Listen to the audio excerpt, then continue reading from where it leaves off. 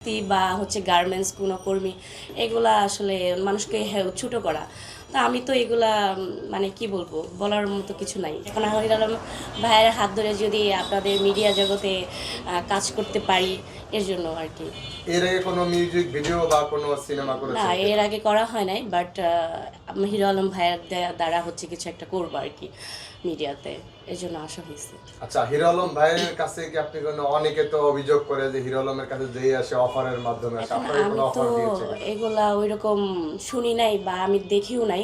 তো নেগেটিভ তো অনেকে অনেক কথা বলে, আমি তো এই পর্যন্ত দেখি নাই। সো আসছি যেহেতু, তার সাথে চলাফেরা করে হয়তো বা বুঝতে পারবো সে কতটুকু ভালো বা খারাপ বা মন্দ, এই আর কি। এমনি আপনাকে কি আশ্বাস দিয়ে নিয়ে এসেছে বা আপনি কি আশ্বাসে এসেছেন? সে আমাকে আশ্বাস বলতে কোনো আশ্বাস না, জাস্ট আমি হচ্ছে মিডিয়া জগতে আসবো।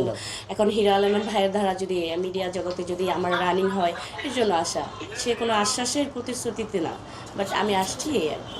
সে তো আমরা দেখি বেশিরভাগই মিউজিক ভিডিও বানায়, ছবি হ্যাঁ, থেকে একটু পিছিয়ে আছে। আপনার ডান্স কেমন, আপনি ডান্স পারেন কিনা? আমি আসলে ডান্স ওইরকম পারি কিনা জানি না, তবে নতুন আর কি ট্রাই না থেকে আমরা নাচ গান ডান্সে একটু দুর্বল আছে। আমরা চেষ্টা করবো তাকে নাচে গানে ডান্স করে আপনার সামনে পরিপূর্ণ একটা নায়িকা হিসেবে আপনার সামনে প্রেজেন্ট করার চেষ্টা করবো সামনে।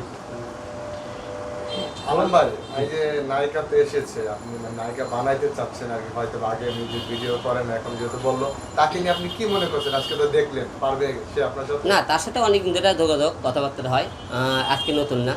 তো অবশ্যই সে মনে করেন আমি কাজ চলাফেরা অ্যাক্টিং আর্ট এবং তার মনে করেন লুক তো অনেক সুন্দর দেখতেছেন। তো সব কিছু মিলে আপনারা সবাই যাতে মনে করে ভালো একটা নায়িকা হিরো আলম সামনে প্রেজেন্ট করতেছে আবারও, এটা যেন সবাই বলে। সেই হিসেবে আমার মনে হয় সে মোটামুটি ভালো অভিনয় করে, ভালো কাজ করে। তাকে আমি দেখেছি, তার কিছু টিকটক ভিডিও দেখেছি, আমি এমনি অভিনয় করে একটু দেখেছি, গান শুনেছি।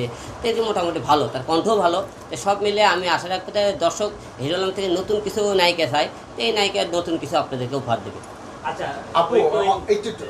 আপু, অনেকে তো বলে যে হিরো আলম বস্তির থেকে নায়িকা তুলে আনে, গার্মেন্টসের মেয়ে তুলে আনে। আপনি আসলে কি করেন, যদি আপনার বিষয়টা একটু বলেন, যে আপনি আসলে কি করেন বা এখন কি করছেন? আমি তো জব করি। হ্যাঁ, তো আমার হচ্ছে লেখাপড়া করছি। হ্যাঁ, আমি তো জব করি। সো আমি যে বললেন না যে বস্তির থেকে উঠে আসে, অমুক থেকে উঠে আসে, আসলে কোনো কিছুই ছোট না, কাজ তো কাজই। বস্তি বা হচ্ছে গার্মেন্টস কোনো কর্মী এগুলা আসলে মানুষকে ছোট করা। তা আমি তো এগুলা মানে কি বলবো, বলার মতো কিছু নাই, এই আর কি। বাট আমি কর্ম করি, জব করি, এতটুকুই। যারা আলম ভাইকে এই কথাটা বলে তাদেরকে নিয়ে কিছু বলার আছে কি? এখন আলম ভাইকে বলে, তাদের মন যেটা চায় সেটাই বলে আর কি। এখন মানুষের মুখ তো আর আটকানো যাবে না, এই আর কি।